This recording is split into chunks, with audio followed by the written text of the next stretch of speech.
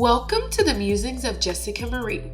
California is known for its beautiful sunny beaches, the hustle and bustle of Hollywood, the tech innovations of Silicon Valley, and the notoriously high cost of living that permeates every aspect of daily life for residents. Despite boasting a proud history of joining the Union as a free state, there are multiple instances of California actually protecting the institution of slavery. Join me as we shine a historical spotlight on Bridget "Biddy" Mason, a slave who not only fought and won her freedom, but who also became one of the first prominent landowners in Los Angeles in the 1850s and 1860s. Bridget was born a slave in 1818, but there are no concrete records of her exact birthday or birthplace. During her early years, she was able to learn domestic, agricultural, and medicinal skills, which proved valuable later in her life. Documentation of her sales has never been found, but her last owner was Robert Smith, a Mississippi Mormon convert. Biddy had 3 children while with the Smith household. Ellen was born in 1838, Anne was born in 1844, and Harriet was born in 1847. While it's unknown who the fathers were, it's suspected that Robert likely fathered at least one of her children. In 1848, Robert decided to follow the call of the church and moved his family and slaves to the west, where they would help establish a Mormon community in present-day Salt Lake City, Utah. Biddy walked 1,700 miles behind a 300-wagon caravan and was responsible for setting up and breaking down camp, cooking meals, herding cattle, and even served as a midwife.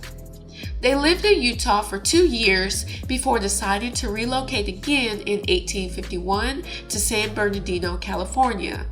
Despite slavery being illegal in California, Robert brought Biddy and the other slaves to the new Mormon community. During the voyage, Biddy met Charles and Elizabeth Rowan, a free black couple who urged her to legally fight for her freedom once she reached California. The Compromise of 1850 allowed California to enter the Union as a free state, but the courts routinely ruled against the freedom claims of slaves in support of slave owners. The state also participated in the Fugitive Slave Act and returned free black people to their owners in the South. Slaves were originally brought to California during the gold rush in the 1840s to work in the mines and as domestic servants. Between 1850 and 1860, more than 2,000 enslaved people were brought to the state.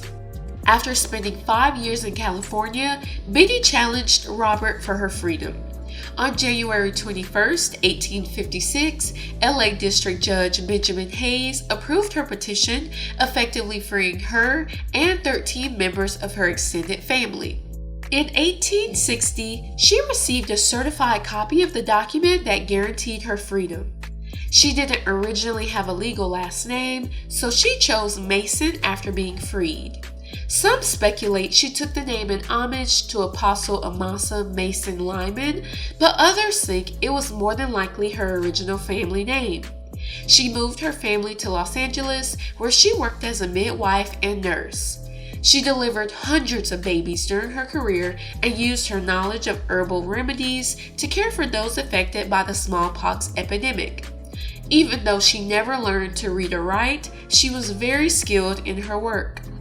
She saved her money to become one of the first Black American women to own land in Los Angeles. In 1866, she purchased nearly an acre of land on Spring Street and sparked the development of downtown LA. Over time, she opened a variety of businesses in the area, and her wealth grew to an estimated $3 million. She shared her large fortune with the community by donating to numerous charities, feeding and sheltering the poor, and visiting prisoners. She was instrumental in founding a Travelers Aid Center and an elementary school for Black children. Many people started calling her Auntie Mason or Grandma Mason because of her kind and giving spirit. In 1872, Biddy was a founding member of First African Methodist Episcopal Church of Los Angeles, the city's first black church. The organizing meetings were held in her home, and she donated the land on which the church was built. She was a well-known figure in the city due to all of her community outreach. She was known for her saying, "If you hold your hand closed, nothing good can come in. The open hand is blessed, for it gives in abundance even as it receives." Biddy lived a full life and died in Los Angeles on January 15, 1891. She was buried in an unmarked grave in Evergreen Cemetery until 1988, when the mayor of LA and the members of the church she founded held a ceremony and marked her grave with a tombstone. She was a true pioneer of using her wealth and opportunities to build resources for her community. Not only did she fight for and win her freedom, she kept a loving, generous spirit despite the troubles and hardships of her early life. She forever has a legacy of fighting the good fight against racial inequality. If you enjoyed this episode, let me know by giving this video a thumbs up, leaving a comment, and subscribing to my channel. I'll see you in the next episode. Signed, Jessica Marie.